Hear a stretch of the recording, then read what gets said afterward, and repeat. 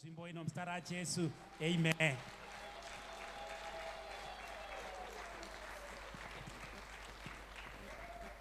Hallelujah. Niniwo ndine mfaro kuona the young man achichair service akachena akasimba mukadzi wake achinyemwerera. Amen. Amen.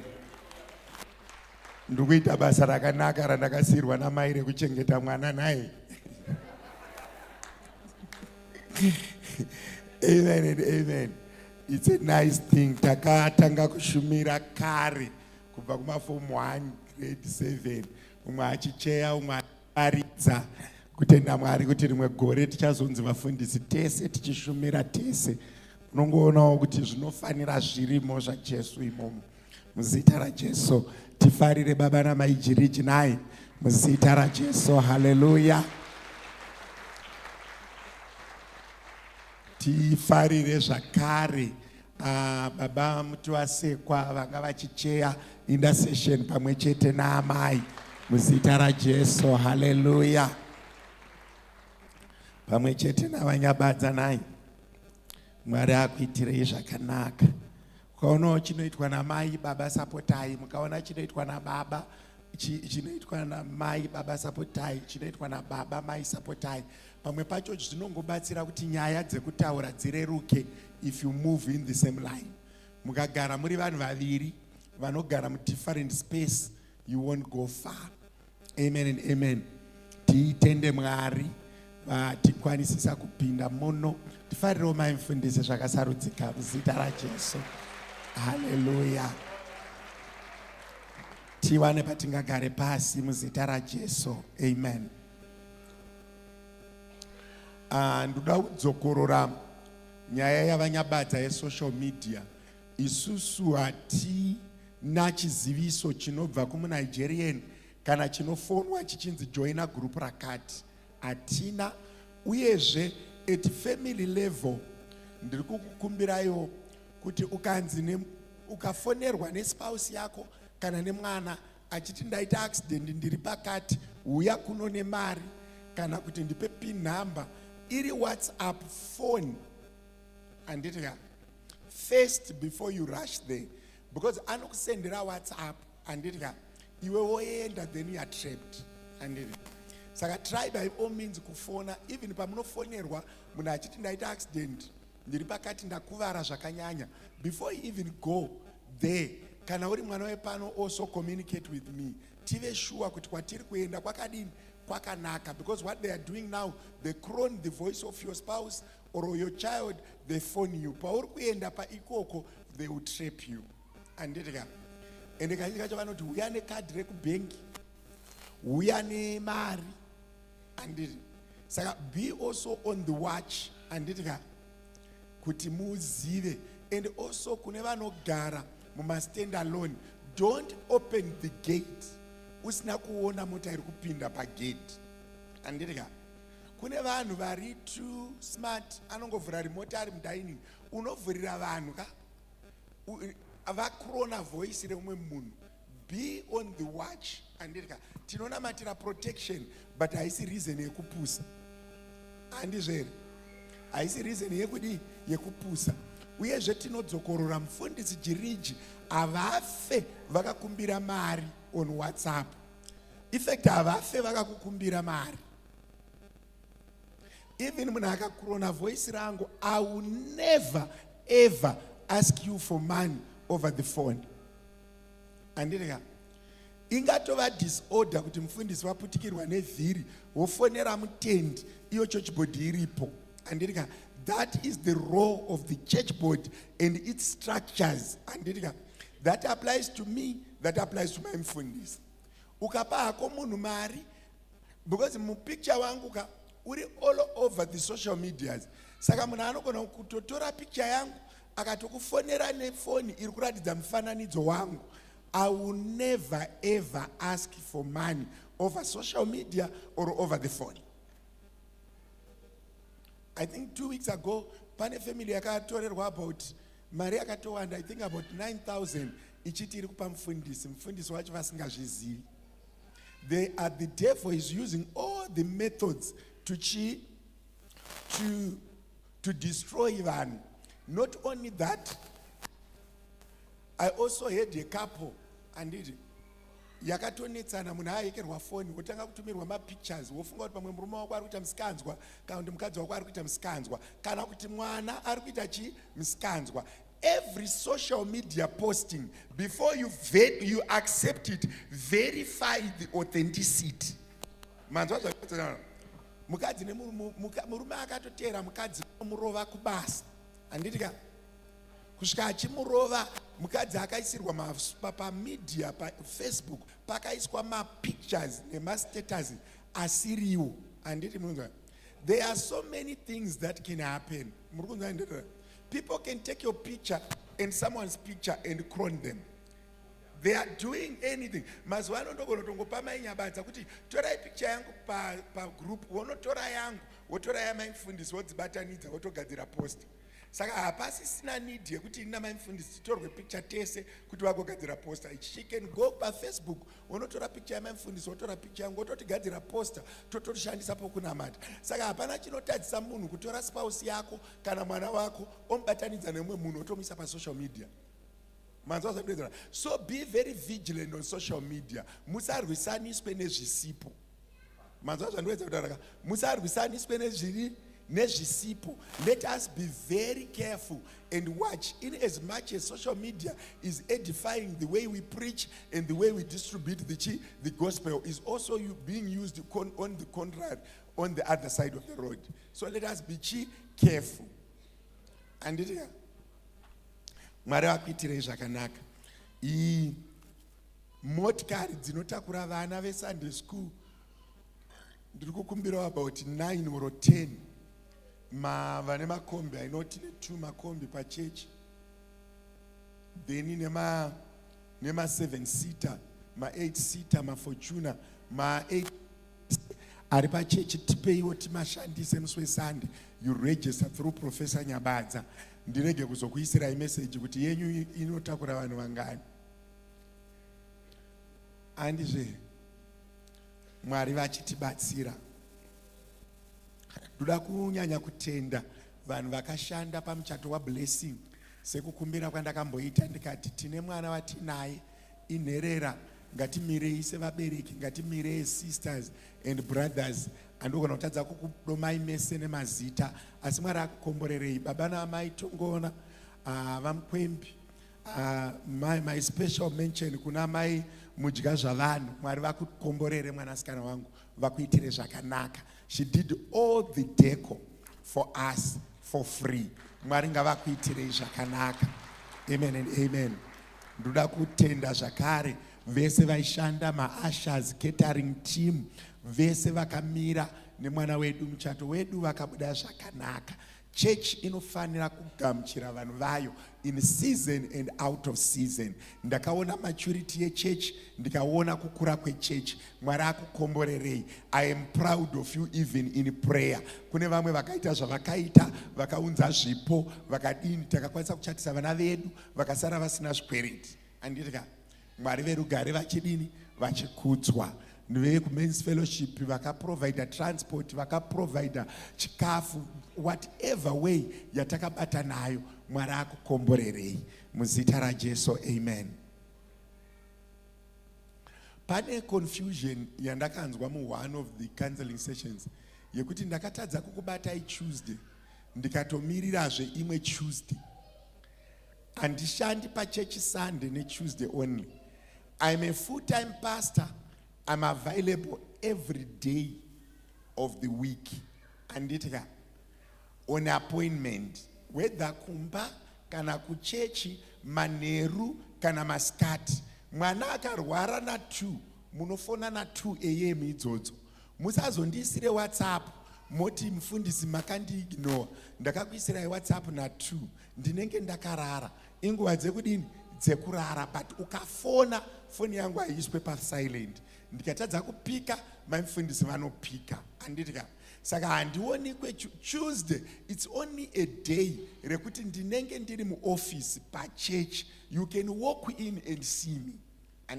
Or you can make an appointment to see me on Tuesday ndinenge ndiripo, but kana uchida kundoona Wednesday, kana uchida kutoona Thursday, kana uchida kutoona Friday, kana uchida kutoona Saturday, you make an arrangement and see us. My Tuesday is just for convenience. Yekuti ndite zuva randenchinzi I am stationed at the church. Ngaparege kuva neconfusion kuti kana ndaita problem inomirira Tuesday. Andizveni? Yes, even kana muchitida kumba kwenyu, you can also still invite. Andika, this week, kune vari kuda tiri kuvhizitira Bram Fisher and Kakiso. 30 minutes, tichiuya, tichikuonai. Munoisa appointment, tobvumirana nguva, toya tokuonai. Andizveni? Saka tiri kuedza kubata ma-cell groups ese 2. Andika, hazvina basa kuti munogara mu1 room, hazvina basa kuti munogara mu10 rooms, hazvina basa kuti hamuna mubhedha muri kurara pametress. Ngatisanganei titaurirane. Anditika, muri kunzwa ngatisanganei tidini? Titaurirane, tikuonei, tikunamatirei. Anditika, saka tiri kuita ma30 minutes nekuda kwekukura kwechurch. We want to try by all means before the 10 of the year tinge tavhizitira almost everyone ari available. Kusanganisira vakomana nevasikana vanogara vega, tinotenderwa kukushanyirai. Manzwa zvandinotaura. Then kana muchiuya kuzotiona kumba, makasununguka kumake appointment, mukataura neni inini sapastor, muri kuita inonzi in and out. Ina handina imba. Manzwa zvandinotaura. Ina handina chi? Handina imba, munongopiwawo mvura nejusi momwa. Musazotarisira kupakurirwa sadza even mukasvika raibva kana mangotaura nini chete. Nekuti handibiki.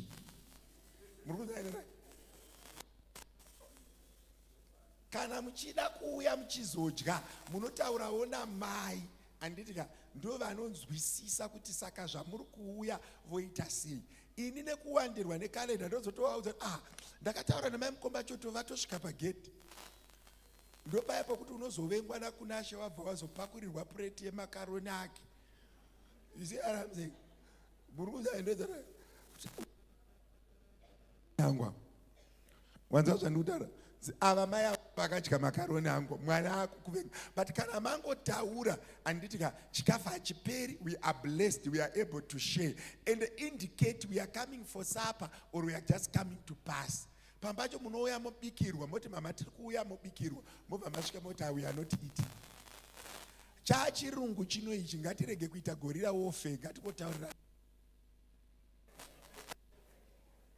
Andizveni? Chachirungu ngatingotaurirana, tirege kuita gorilla warfare. Mama tiri kuuya, tiri kutandara, nhasi tiri kumba kwenyu, mobva mabikirwa. Mama ndiri kuuya, I've got a constraint of time. Ndiri kuuya ndopresenta nyaya yangu, ndobva ndadini? Ndabuda.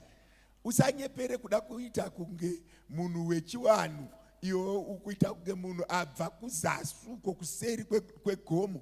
Ngatishandei nesystem iripo. Anditika zvakatoreruka kutobvunza kuti munodya matoni here. Mutogara matobvunzwa kuti handizve achirungu chino ichi. Handizve ngatingotauriranayi. Handizve tirege kurarama munguva yeteknoloji isu tisingashandisi teknoloji. Kutongotaura tiri kuuya senge papa 30 minutes kureva kuti musatibikira mazondo, kucommunicate time kuti muzive kuti chii chiri kuda kuitika. Baba ndatobhoirisa mazondo ipa 30 minutes here manangu. Handizve saka kucommunicate kuti zvinyatsobuda zvakadini zvakanaka. Vari kusaundi ndibatsireiwo. Ndosaka ndiri kushumira nechigubu chemvura kuteera kuti izwi rangu raishanda throughout the weekend. Hallelujah. Saka pa Tuesday munhu wese ane clarity. Handidika? Yes. Then kana mazorifeyawo vanhu kuti vaonekwe namufundisi, don't hide your identity. Ndarifeyawo nemunhu wekuchechi kwenyu aramba kuti nditaure zita rangu. It's difficult for me to trust munhu ari kungoti ndarifewa. You see what I'm saying? like other people, narifeiwa nemunhu wekuchechi kwenyu, ndoda kuuya nemwana kumba ari kurwara, marifeiwa nani, varamba kuti titaure. Ndikati musauye, ko ndikavhurira mbavha. Munhu ari kuramba kundiudza kuti arifeiwa nani, ndokuvhurira kumba kwangu kune vana. Amaona kuti hazvibudi. Kana marifeya munhu, chibvai mangomutendera kutaura futi zita rani renyu, anditika then ini ndochikufoneraiwo kuti marifeya munhu here, anditika moti hongu ndinovaziva kuti tigadzirise matrust issues, handizvere. Varamba kuti even iri boyfriend yako uri musingle, ingoti gaangobuda pachena kuti ndarifeiwawo nemwanasikana wenyu nhingi, handibva ndabvunzi kuti munowirirana kusvika papi. Ndinomubatsira dambudziko rake, handidika, asi ndichiziva hangu kuti pamwe Mwari unogona kungotitirawo zvakadini, zvakanaka.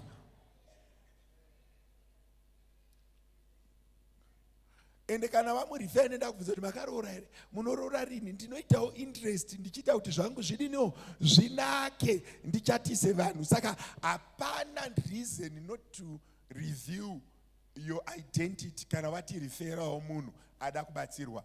Ende havabhadhariswi, hapana chazvinoda, tiri kungoda kuti pave netransparency chete. Ende havamanikidzwe kuti kana tazovanamatira zvavafambira vamanikidzwe kupindira pano. Ayewa, vanopinda pano vanopinda nekuti vakasununguka kuti zvidini, zvidaro. Then pana mama vataura kuti ndauya nekuti mama vanorwara zviri serious. Please look for me after the service. Ndinoda kutaura nemi.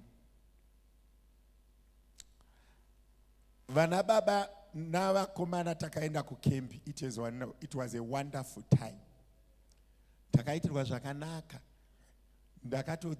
I can't wait for Ngaongo kuti akurewo tigoenda tiri vaviri kukembi. And me, I'm waiting for so many things. I'm looking forward to drive with my boys to the farm. And zvichitira zvakanaka kuma teenagers pavakagara pakavafita.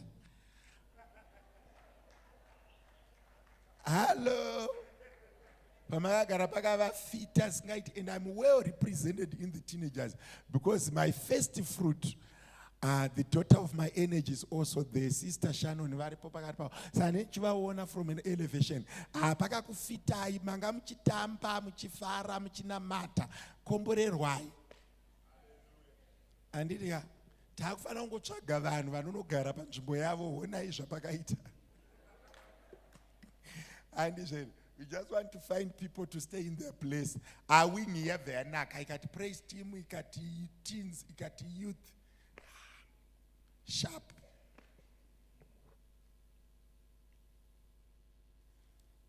Hallelujah. Vana baba nevakomana takaenda kukembi. It was very nice. The camp was powerful. Takawanirwa nyasha kukembi. I know hangu kuti mari yacho yakawanda. Asi pamwe pacho kana ikawanda 900 yekuti kembi, ko Lamborghini munotenga sei? Ko GD6 munotenga sei? Ko imba munotenga sei? Pane pamwe paunofana kutora ma-challenges uita saizvozvo. Manzwa ndezarara. Mukati 900 yakawanda yekukembi, pamwe pacho muri kulimita Mwari because uri kuti 900 yekukembi yakawanda, but wadzoka ikoko kuti Mwari ndipeiwo mota ye2 million. Azvibudisi arabse. In as much as we understand kuti yakawanda, but ukambotendeka pabasa ravo zvinovabatsira kukuvhurira masuo. Handizvere, hatigadzirirei tiende kukembi. I know kuti vamwe vaitya kutsanya, but pamwe pachoka zvinorwadza zvinobhadhara. Handei tinonamata vana mama nevasikana, handei ngatigadzirirei. Amen and amen. Zvinhu zvinobhadhara pamwe pacho zvinorwadza kuita. I know mari dzeschool fees padzaiunganidzwa kumba kwedu kuti vanhu vaitodya muriwo usina mafuta kuti isu tiende kuchikoro, but zvakazobhadharawo rimwe gore after some years kuti ma-GD6 akazosvika pamusha uya. Pamwe pacho chaunodyara pane pachinozomera. handiti. Asi ukashaya chaunodyara panoshayikwawo chinodini, chinomera. Saka ngatiitei masacrifices, vasikana vasikana nana mama, ngatiiti kavara kuona mai mugando. Zvindibatsire. Can I ask committee yeyouth vasikana kuti vanhu vasazoti ndashaya, ndoda vasikana tu vari kuleadership yeyouth, manyai kuno, ano ari padhuze, rumbe ari padhuze, ingomanyai kuno, mai mugando huyai kuno namaisa nyamahwe. Ndoda kuti vanhu vasazoti, vaenzi vasazoti takashaya kwekubhadhara mari. Uyu anonzi rumbidzai madhibha, mutungamiri wedu kuyouth. Uyu anonzi ano nyabadza, mutungamiri wedu futi kuyouth. Ava vanonzi mai mugando andibati shoda ravo mukadzi wemunhu. Ava vanonzi mai sanyamahwe mukadzi wechifuti wemunhu. Asi vese vakadai, they are my daughters. Andika, so see my daughters and pay your 900s. Andika, bhadharai mai 900s kuvana ava. Ndiri kungokupai kuti muzive kuti mari iri kuenda kupi. And any other committee member, kuladies, kuna mai Masuka, kuna sister Joyce, kuna mbuya Shakata, musaendese mari kuna mai mufundisi. Mazoendera ipai machi vatungamiriri. Kuna Kundai chavapiwa, kuna Kudzai Shakata. Ngativapei mari tigadzirire tiende kumusangano. Can I repeat this? Ngativapei chi mari tigadzirire tiende kumusangano. Pamwe pacho paunoona mataka unofanira kuzoti Mwari, I've done all I was supposed to do. Then do my part, do your part. Ngatibatanidzei mari dzegirls, ngatibatanidzei mari dzekuladies. Umwe anozoda kuti kuna mufundisi kuisa message kuinbox, musi wekupedzisira kuti mufundisi handina mari. Rongeka. Andidika dini chi rongeka. Kana zvakapresa taura paine nguva, handizvere tigare taziva. But mari yekumusangano kana zvichibvira bhadhara wega, kana zvazorambisisa wobatsirwa. But pamwe pacho zvakakosha kuisa effort. Mwari vatitire zvakadini zvakanaka. Let me allow my daughters to take their seats. Tivapewo mari dziya 900 tigadzirire kuenda kumusangano. Mwari verugare vachititira zvakanaka. I am expecting to carry at least 25 girls. Mai manhivi 25 girls. Kunana mai mukangoita 100. I want to reach the target of 140. At least 150. Vana mai vari kuenda musangano mboti kwanyano toni.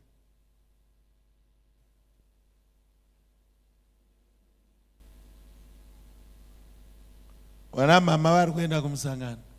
Ko vakagara chiri kunetsa chi? 1, 2, 3, 4, 5, 6, 7, 8, 9, 10, 11, 12, 13, 14, 15, 16, 17, 18, 19, 20, 21, 22, 23, 24, 25, 26, 27, 28, 29, 30, 31, 32, 33, 34, 35, 36, 37, 38, 39, 40, 41, 42, 43, 44, 45, 46, 47, 48, 49, 50, 51, 52, 53, 54, 55, 56, 57, 58, 59, 60, 61, 62, 63, 64, 65, 66. The number is small. And then the number is 66, 67, 68, 69, 70. But still, I need another minimum of another 50. And then ngatigare zviri pasi. Vana mama vasara vakagara ande togadzirisa nyaya dzedu. Ande togadzirisa chi? Vamwe vacho ndise vezere ichitaurirana. Imwe yacho chinotadzisa vanhu kuenda kumusangano itori attitude. Murukunyandara. Imwe yacho chinotadzisa vanhu kuenda kumusangano itori attitude. Alright, regai ndikurumidze ndiparidze. Pane chinhu wani chandakadzidza muupenyu. Kana waakuda kuenda kumwe kunhu, auendi nekuti zvinoendeka, unoenda nekuti unoda. Can I repeat this? Kana waakuda kuenda mune imwe level, auendi nekuti zvinoendeka, unoenda nekuti unoda. Nai maifundisi ndokukumbiraiwo namai Masuka, maybe nemaoffice bearers enyu, ngatigadzirei list yedu this week. Ndine vanhu vanoda kuteerera. Uye munoziva kuti kana muchienda kumwe kunhu, munoenda nekuti munoda. Kana waakuda kuenda mune imwe level, auendi nekuti zvinoendeka, unoenda nekuti unoda. Mai Masuka ndokukumbiraiwo namai Masuka, maybe nemaoffice bearers enyu, ngatigadzirei list yedu this week. kuma-inbox vasati vamboenda kumusangano. Vandiri kutoziva kuti vamwe vacho vatori nemhepo dziri kutorwa neni izvezvi, so dzisingadi kunosunungurwawo. Handiti ka ndokumbirawo secretary naadministrator mundipo list yenyu yekumusangano by Wednesday ngainga yapa desk pangu. Manzwa zvandikutaura ku-youth board ndipewo list yangu by Wednesday. Ndoda kumboteerera vanhu vekuti unonyatsoziva kuti chiri kuramba kuti zviite chii, timbomanikidzira vamwe vanhu kuti zviite. Handiti ka zvitiitire zvakanaka. Ndoda kumboedza dai Mwari vakatigonera timboenda tiri 200 madzimai nevasikana. Pane zvazvinonoita kwikokoko. Kunana baba pane chandakaridisa kunana baba chekuti hakuna uchazofa akavatorera, chaapamusoro pavo chandaikwanisa kunoririsa kukembi chete. Nekunana amai pane chandofana kunokupai kukembi chandisingagoni kukupa paplatform ino, chandoda unosangana newe Friday ikoko yemusi wa6.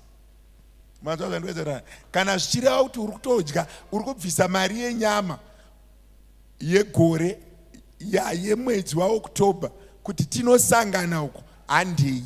Vana mama muri kunzwa here? Pane chandoda unokupa uko chandisingagoni kukupa panapa. Ende baba vakaenda kukembi nevakasara vanhu 2 vakasiyana. Kunyangwe varipo vese asi vanhu 2 vakatodi vakatosiyana. Vana mama ndiri kudzokororazve, ndine chandoda unokugamuchidza kukembi chandisingagoni kukugamuchidza panapa. Hande tinobvisa mari yenyama, hande tinobvisa mari yeluxury, timbonogadzirisa zvemweya tiri kuseruku.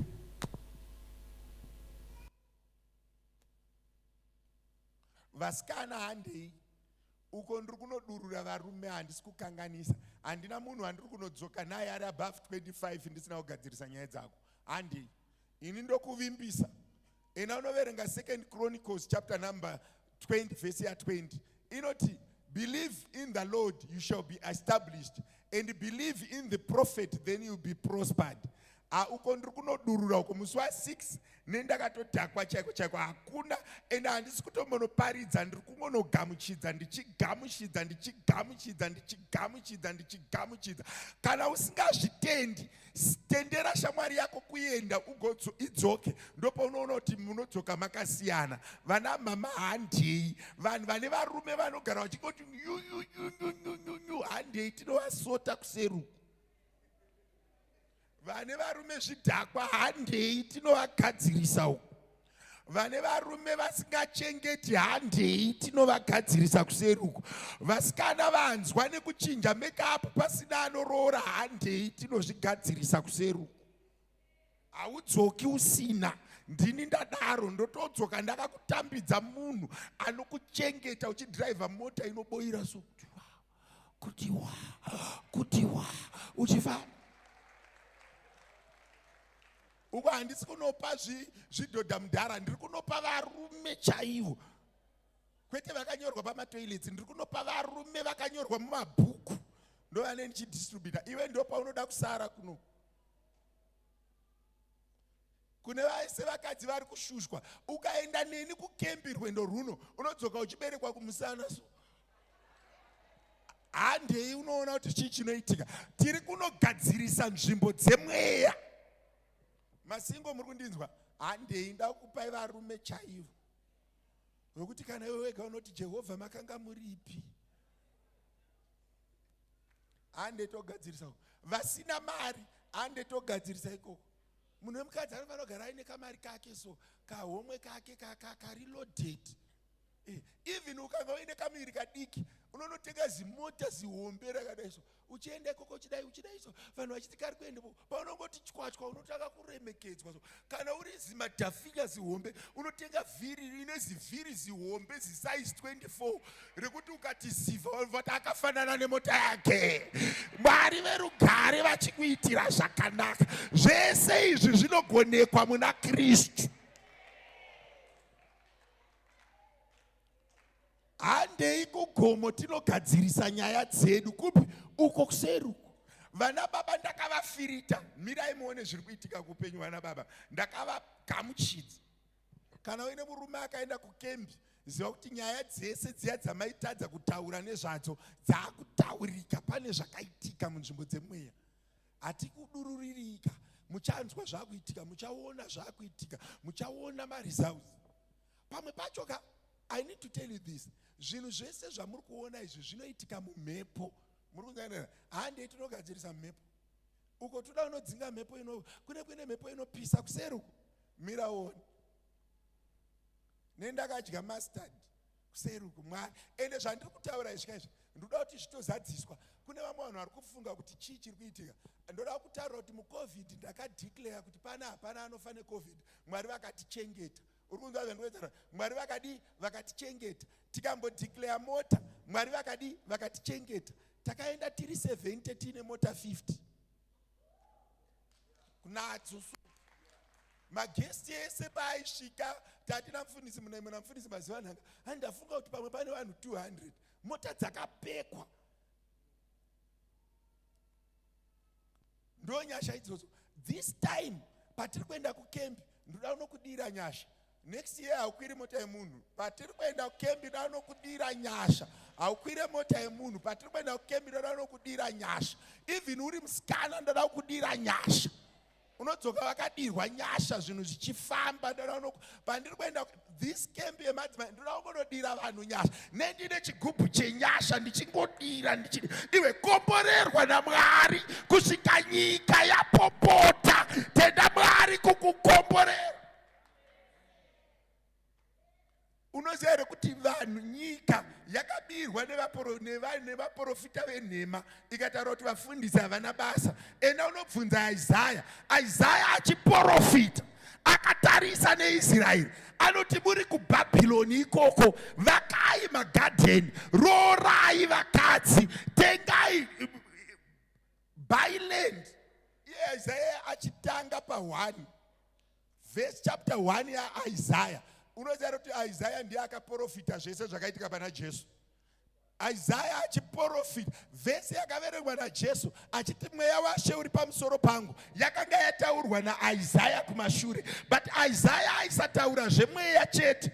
Pa1:18 anototi vane zvivi huyai kuno. Achipedza kuti vane zvivi obva ati kana muchida uye muchitenda muchadya zvakakora zvenyika. This time patiri kuenda kukembi tava kunodira vanhu nyasha, simba rekudya zvakakora, simba rekurarama munyasha, simba rekudominata, simba rekuonekera.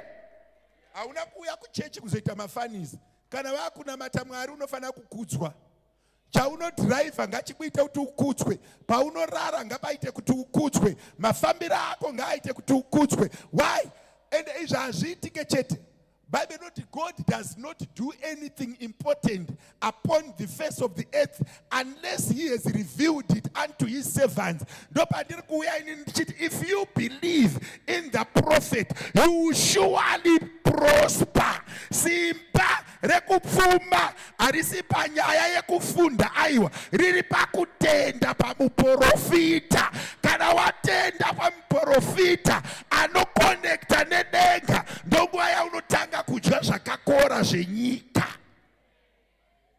Kungotenda kuti muprofita akataura zvaitika. Do you know what ndaidzidzisa vana baba ndikati your mind is your creation center. Mupfungwa dzemunhu ndo munogadzirwa zvinhu.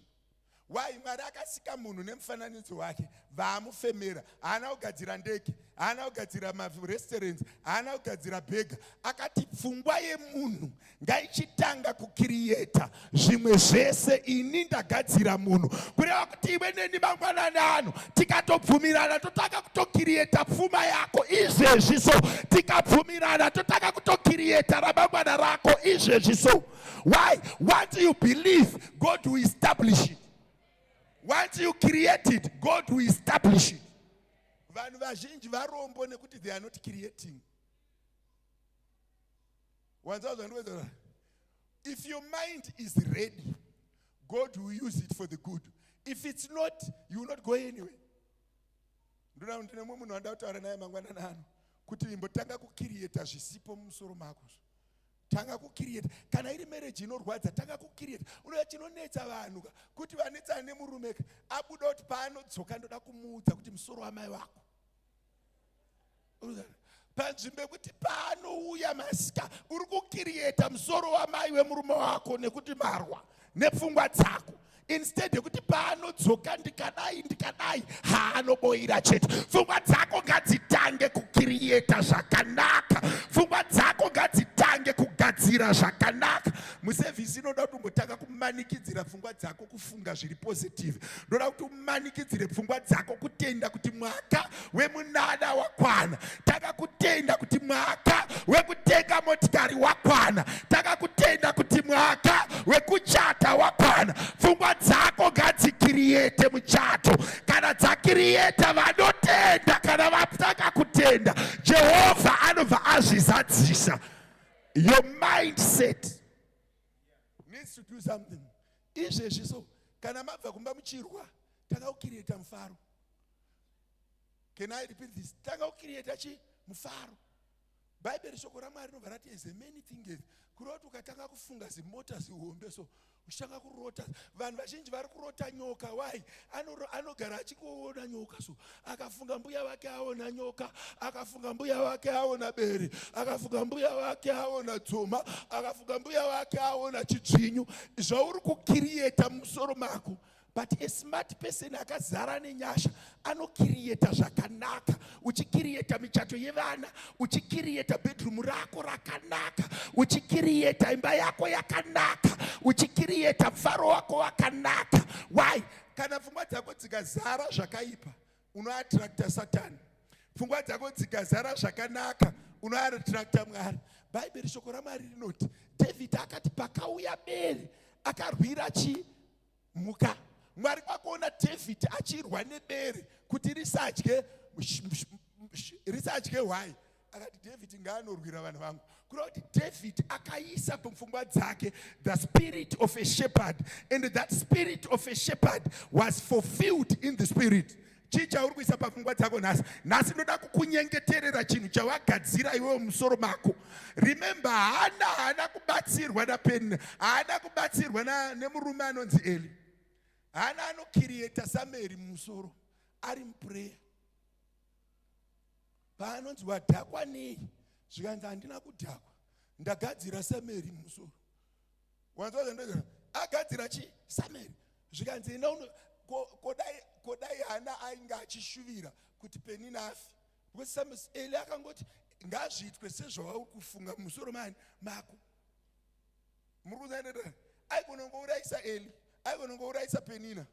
Zvikuru munhu andikutaura naye so musoro make makazara kudadirwa.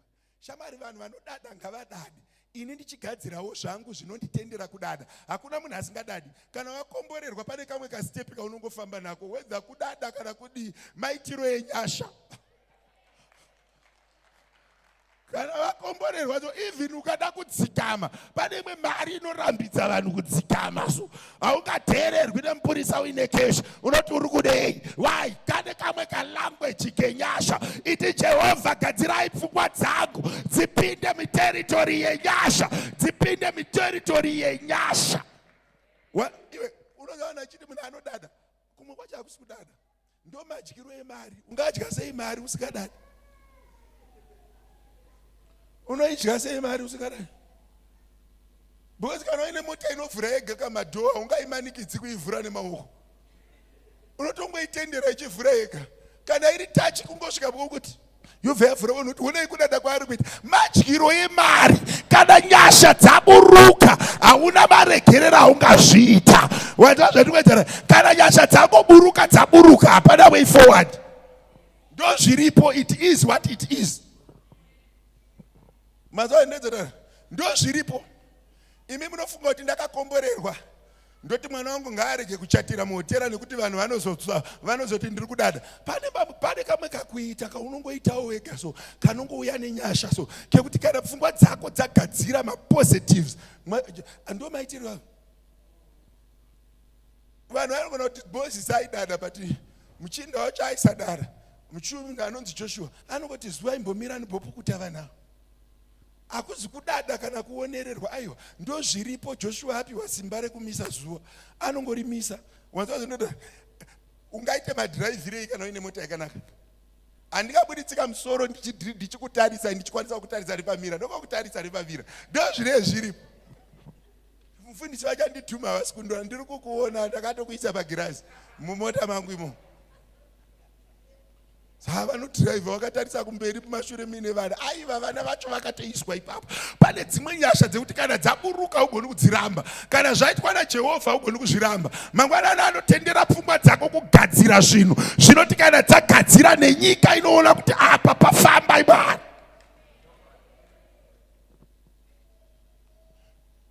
Yozvi ndichitaura dai somwe munhu ari kuti mufundisi muri kuti chii? Ndiisirewo Chronicles 22:20. Ukanga uri papo ndoda kukurumidza nhasi ndine kamwe kanyasha kandodawo pavanhu, so ndoda vanhu vanogadzira zvakanaka ndivadistributire manje so. Kune mumwe munhu kuti akanditarisa so anoti dhuu kufunga. Tata munhu ari padhuze newe umuudza kuti wagadzirira here nyasha. Ndiverengerewo 2 Chronicles 20:20 naDeuteronomy 30:19.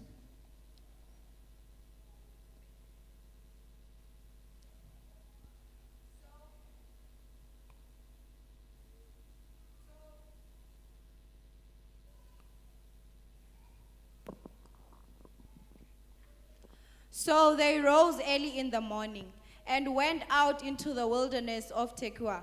And as they went out, Jehoshaphat stood and said, "Hear me, O Judah, and you inhabitants of Jerusalem.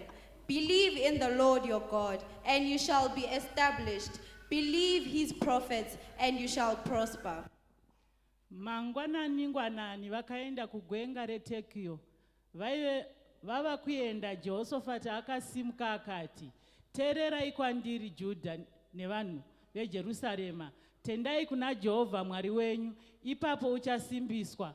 Tendai kuvaprofita vake, ipapo muchabudirira." Kana wakuda kubudirira unotenda kwandiri. Iro rina ndiri kutaura kuti tenga mota inotengwa kana watenda kwandiri. Ndini ndadaro nekuti Mwari anoti I'll give you pastors out of my own heart. And kuna Deuteronomy 30:19. Nhasi uno ndinodana denga nenyika kuti zvikupupurirei, kuti ndaisa pamberi penyu upenyu nerufu, maropafadzo nokutukwa, zvinosarudza upenyu kuitira kuti iwe nevana vako mugorarama. I call heaven and earth as witnesses today against you, that I have set before you life and death, blessing and cursing. Therefore, choose life, that both you and your descendants may live. Isiye iri ipapo iyoyi. Imi vanoverenga muchigara pasi kumborerwa inashe. Ndoda kuti ubate ndine ma4 words ari up that I can cluster into 2. Curse and death, blessing and life. Mazozerera. Pane ma4 words ari paboard up. And pari kuti curse and death, you can make them one. The result is one. Life and blessing. Murume anonzi Moses ari murenje. Ari kuti kuvaIsraeri, wonai kavakomana. Zvatiri muno murenje, pane zviri kuitika murenje. Anditika.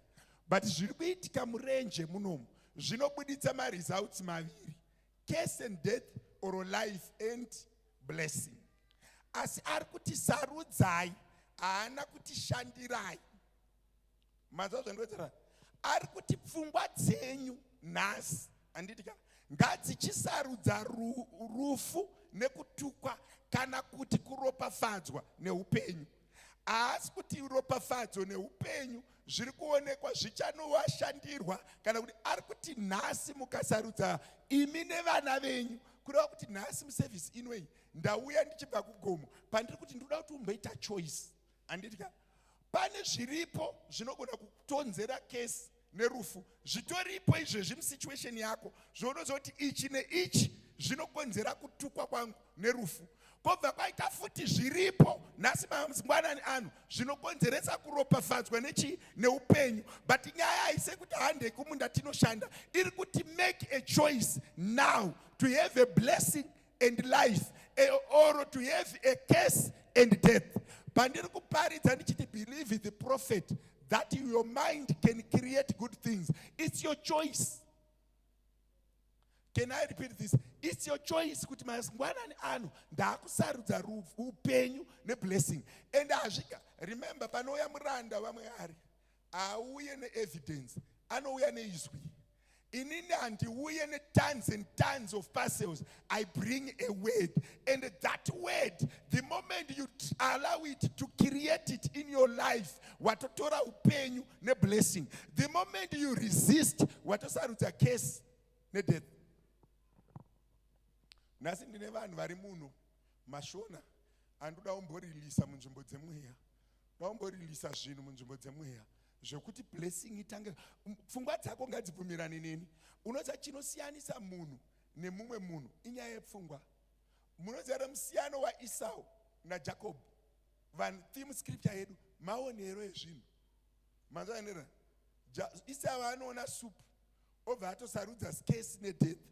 Jacob anoona soup obva aona kuti mudhara akarova soup apa patobuda blessing and life pasupu iyoyo.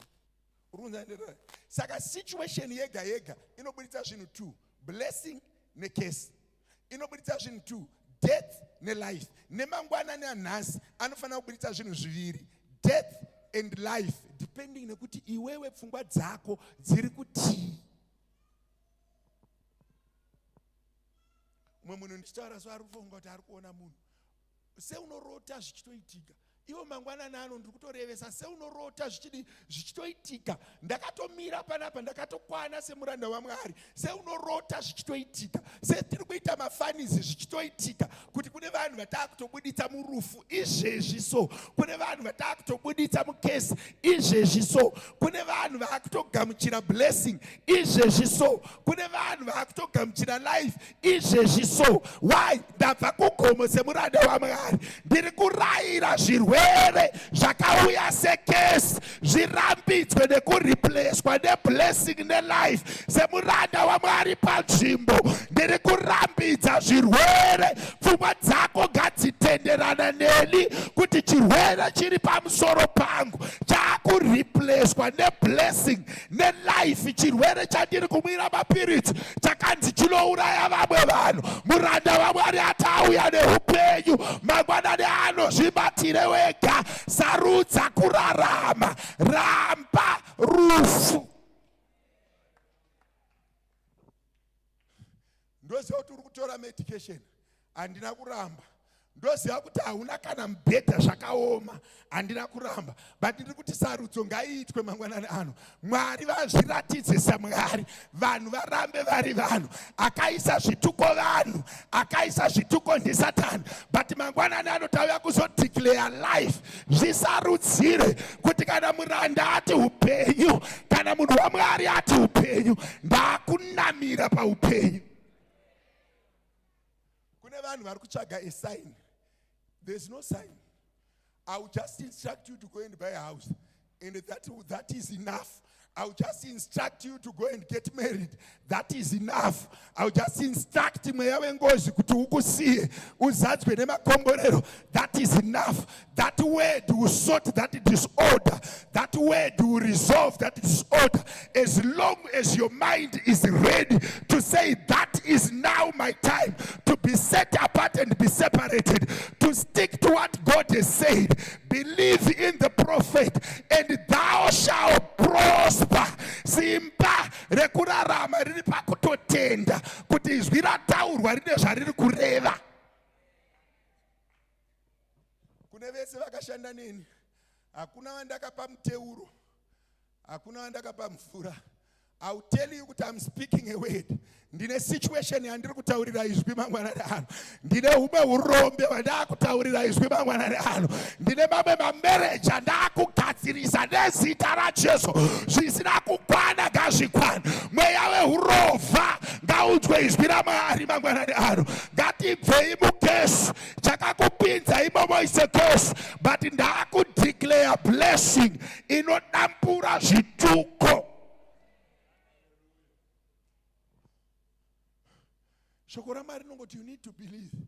wakagara ipapo. So you need to start to believe kuti murume wako anogara akatsvuka maziso unge munhu akaputa mbanje anoita right. Izvezvi nichitaura so Operation Holy Spirit will start to work on that person. Mweya mutsvene akutanga kugadzirisa, mweya wekudya makanda ehuku, mweya wekupema, mweya wekurarama, uchiisa fiwo kunge munhu ari kuisa 20 rand, 50 rand, 100 rand. Jehovha ngavaripei zvisina kumira mushe. Jehovha ngavaripei zvisina kugara panzvimbo. Jehovha ngavaripei zvisina kukwana. Jehovha ngavaripei zvakabatwa nemuvengi. Jehovha ngavaripei pakabviswa upenyu. Jehovha ngavaise upenyu. Zvichitaura so nomunhu oti akanditarisa so anoti, can that man do it? Handina kuuya ndiri ndega, pane simba rakandipfeka. Handirwe nemweya yengozi ndiri ndega, pane simba rakandipfeka. Handirwe nemweya yenyika ino ndiri ndega, pane simba rakandipfeka. Shoko raMwari rinoti anoshandura vatumwa vake ovaita mirazvi yemoto, kureva kuti kana nguva yekusunungurwa yakwana, pane simba rinopfeka vanhu rovachinja kuvashandura, rovazadza nesimba. Kune mweya inofanira kunzwa Mwari mangwanani ano. Pane mweya yerufu inofanira kubva. Pfungwa dzako ngadzitenderane neni. Haufe uri mudiki. Pfungwa dzako ngadzitenderane neni. Vana vako havafe. Mereji yako haiparare. Haurarami zvekupema, haurarami zvekukwangwaya. Mweya mutsvene ari kuti sarudza mangwanani ano kurarama over death, mari over urombo, mufaro over kutsamwa. Nhasi pane simba rakandipfeka, haugoni kubuda wakadaro. Pane chinofanira kubva pauri. Rega kurarama upenyu hwemisodzi. Ita sarudzo nepfungwa dzako. Uti muprofita ati zvaakuita naakusimuka kubva pandiri. Muprofita ati nguva yekupinda paRed Sea yavhurwa yakwana. Believe. I want you to raise your faith kuti Jehovha unogona kuzviita. Kune vanasikana vakaroorwa nemarombe. We are creating and recreating order. Pasina order taakuisa order. Pasina upenyu taakuisa upenyu. Why? Nekuti ndimwari. Murume anonzi Jehoshaphat ari kuti ndinoda kukuudza hoda Israeri. Yanguva yekuzvisarudzira. Pfungwa dzako ngadzitenderane neni. Rufu ruripo, upenyu huripo, blessing iripo, kesi iripo. Ndichiropafadza kudai nevaroyiwo vari kuroya, kureva kuti pane hondo mbiri dziri kurwa, hondo yevaroyi nehondo yaMwari. Iwe chisarudza zvakakunakira. Utende kutenda musimba raMwari, ubve pasimba revaroyi. Utende pasimba repfuma, ubve pasimba reurombe. Utende pasimba remufaro, ubve pasimba rekesi. Mweya mutsvene ngaatange kukubata. Utange kunzwa kuti zvandiri kurarama izvi zvakudamburwa nekuda kweshoko raMwari. Mweya wekurwadziswa wakudamburwa nekuda kweshoko raMwari. Mweya wekurarama upenyu hwekupema wakudamburwa nesimba raMwari. Mweya wekurarama upenyu hwefiye wakudamburwa nekuda kwesimba raMwari. Chirwere chiri mauri hachikuurayi, ngozi haikuurayi, zvikwambo hazvikubate, nhamo haigare nekusingaperi. Ndauya kuzotaura life and a blessing upon your life. Zvinditaura kuno munhu kuti akanditarisa so ari kunyatsoona kuti ndasiya kumba kusina chekudya. Ndatokuvinga shamwari. ZvaMwari hazvitori nguva. Ndakudeclare a word rinodzosera upenyu. Pane simba rakandipfeka. Handirwe nemweya yengozi ndiri ndega. Pane simba rakandipfeka. Handirwe nemweya yenyika ino ndiri ndega. Pane simba rakandipfeka. Shoko raMwari rinoti anoshandura vatumwa vake ovaita mirazvi yemoto, kureva kuti kana nguva yekusunungurwa yakwana, pane simba rinopfeka vanhu rovachinja kuvashandura, rovazadza nesimba. Kune mweya inofanira kunzwa Mwari mangwanani ano. Pane mweya yerufu inofanira kubva. Pfungwa dzako ngadzitenderane. ngazvitenderane neni. Haufe uri mudiki, pfungwa dzako ngadzitenderane neni. Vana vako havafe, mereji yako haiparare. Haurarami zvekupema, haurarami zvekukwangwaya. Mweya Mutsvene ari kuti sarudza mangwanani ano kurarama over death, mari over urombo, mufaro over kutsamwa. Nhasi pane simba rakandipfeka, haugoni kubuda wakadaro. Pane chinofanira kubva pauri. Rega kurarama upenyu hwemisodzi. Ita sarudzo nepfungwa dzako. Uti muprofita ati zvakuita naakusimuka kubva pandiri. Muprofita ati nguva yekupinda paRed Sea yavhurwa yakwana. Believe. I want you to raise your faith kuti Jehovah unogona kuzviita. Kune vanasikana vakarorwa nemarombe. We are creating and recreating order. Pasina order taakuisa order. Pasina upenyu taakuisa upenyu. Why? Nekuti ndimwari. Murume anonzi Jehoshaphat ari kuti ndinoda kukuudza hoda Israeri. Yanguva yekuzvisarudzira. Pfungwa dzako ngadzitenderane neni. Rufu ruripo, upenyu huripo, blessing iripo, kesi iripo. Ndichiropafadza kudai nevaroyiwo vari kuroya kureva kuti pane hondo mbiri dziri kurwa, hondo yevaroyi nehondo yaMwari. Iwe chisarudza zvakakunakira, utende kutenda musimba raMwari, ubve pasimba revaroyi, utende pasimba repfuma, ubve pasimba reurombe, utende pasimba remufaro, ubve pasimba rekesi. Mweya Mutsvene ngaatange kukubata, utange kunzwa kuti zvandiri kurarama izvi zvakudamburwa nekuda kweshoko raMwari. Mweya wekurwadziswa wakudamburwa nekuda kweshoko raMwari. Mweya wekurarama upenyu hwekupema wakudamburwa nesimba raMwari. Mweya wekurarama upenyu hwefiye wakudamburwa nekuda kwesimba raMwari. Chirwere chiri mauri hachikuurayi, ngozi haikuurayi, zvikwambo hazvikubate, nhamo haigare nekusingaperi. Ndauya kuzotaura life and a blessing upon your life.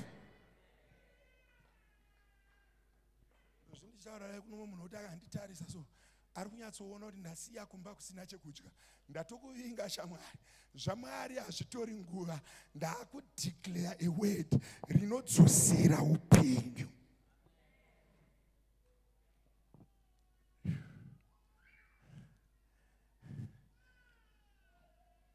Ndibvisirewo pulpiti. Mwari vatitire mubatsiri, zviite zvakanaka. Mwari vachitibatsira mangwanani ano. Ndiri kutsvaga hama dzangu dzese dziri kugara masituations asingagariki. Vanhu vanorara vachidyiswa vachirota, vanhu vanorara nenyoka, vanhu vanorarama upenyu hwekupema, vanhu vasina upenyu. Ndauya kuzokutsvaga, ukagara ikoko ndopinda mumabhenji. Chakandipfeka nhasi chakasiyana nemazuva ese. Denga riri panzvimbo rinofanira kukubata.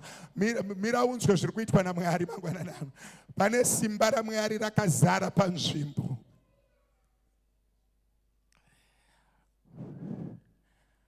Pane simba raMwari rakazara panzvimbo.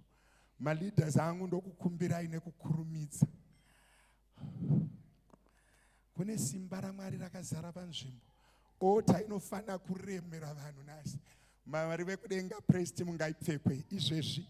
Baba ndiri kudeclare kupfekwa kwepraise team. Mweya Mutsvene vapfekei. 1 2 3. Holy Spirit take over. Right now ndiri kudeclare tsoka dzenyu dzakamira papodium ngadzitange kupfekwa nesimba. Pavakamira pazara simba nezita raJesu. Baba ndiri kudeclare zvinotyisa kupraise team. Nezita raJesu pamakamira pachapfekwa nesimba izvezvi. Simba ngarikupfeke izvezvi. Muimbi wese tanga kupfekwa nesimba.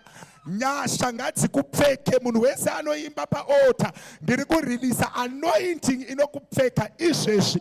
Baba ndodeclare nezita raJesu. 1 2 3 go. Nezita raJesu wese anoimba kuaritari ngaapfekwe nesimba. Mweya Mutsvene ngaakupfeke mangwanani ano. Nyasha ngadzikupfeke, zvinobata vanhu ngazvikupfeke.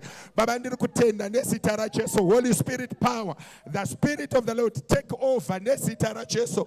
Mweya waShe ndinokutendai kuti muri Mwari. Ngaakamuchire nezita raJesu. I decree and anointing Receive it. Nezita raJesu. Muyamtshene ndiri kudeclare ngazadzwe nesimba. Zvondo dzake dzese ngatidamburwe nezita raJesu. I release an anointing muzita raJesu. Go nezita raJesu. Receive. Baba ndiri kudeclare nyasha ngaakamshire. Baba ndikutendai kuti muri Mwari. Simba ramuyamtshene ngarimuzadze nezita raJesu. I release Jesu. Baba makafanira kunamatwa. Receive it. Nezita raJesu. I decree that you are filled by the Holy Spirit right now. Mweya we-anti-marriage ngauchienda izvezvi. Muregetsi izvezvi. Nezita raJesu. Baba ndokutendai kuti muri Mwari. Muzita raJesu. Riya mandara vakausuma. Rimondo rovokousuma mandara vakausuma. Receive it. Nezita raJesu. I command an anointing to take over right now. Nezita raJesu. Pavakamira ipapo kune munhu wese auya kumberi ndakutaura moto. Tanga kureceive simba. Ndiri kurayira mweya yerufu, mweya yenkosi, mweya yezvikwambo nezita raJesu. Mweya yerufu, mweya yerufu, mweya yenhamo, the spirits of poverty right now nezita raJesu. Tanga kupfekwa nesimba. Gamuchira simba.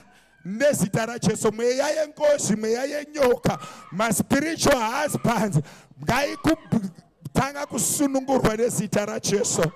Baba ndiri kudeclare podium izare nemoto. Mangwanani ano ndadeclare podium ngaizare nemoto. Mweya yenhamo, mweya yehurombe, mweya yekusemwa. Fire, fire, fire. Mweya washe, mweya washe, mweya washe, mweya washe, mweya washe, mweya washe. Vakarambwa nevarume vane mweya ye-anti-marriage spirit, vanorohwa mudzimba, vanorara vachishandiswa, mweya yenjuzu, mweya yehurombe, mweya yerufu, nezita raJesu. Shakara vakausuma. Go muzita raJesu. Muyamtshene ndokutendai kuti muri Mwari. Riya mandara vakausuma muzita raJesu.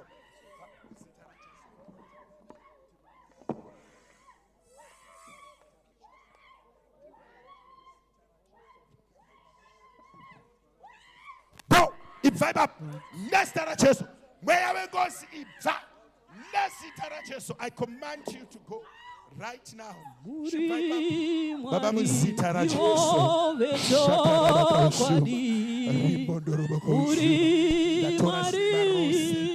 Vechokwadi amuri Mwari iwo vechokwadi muri Mwari iwo vecho iwo muri Mwari iwo vechokwadi muri Mwari iwo vechokwadi chokwadi muri Mwari iwo vechokwadi muri Mwari iwo vechokwadi muri Mwari iwo vechokwadi iwe muri Mwari iwo vechokwadi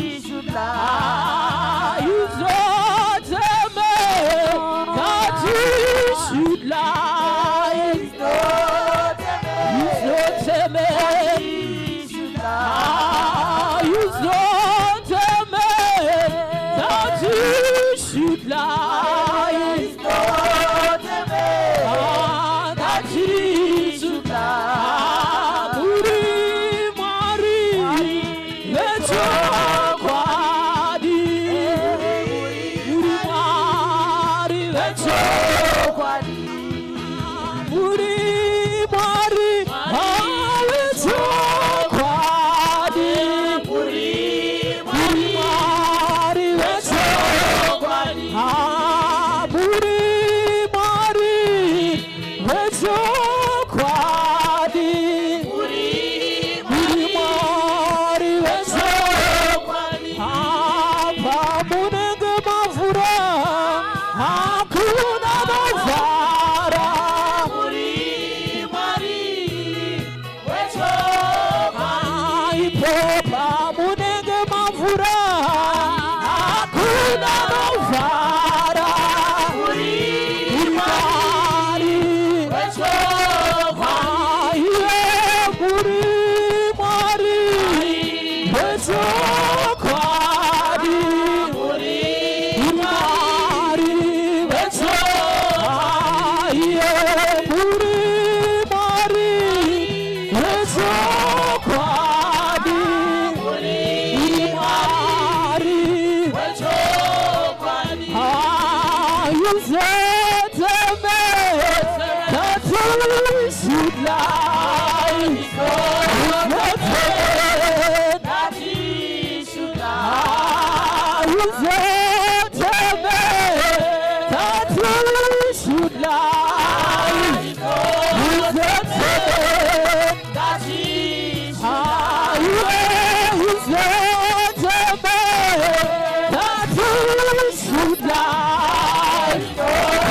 Yuzeteme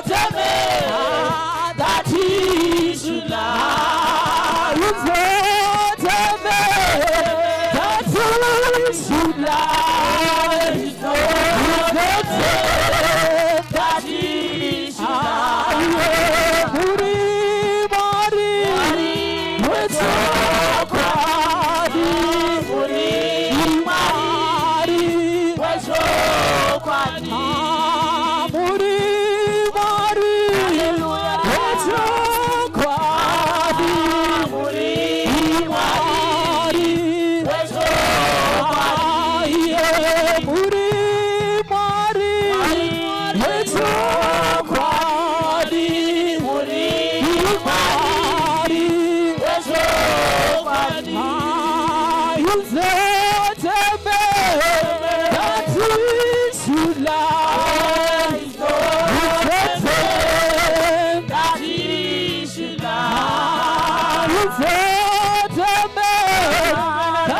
we should lie. Should lie.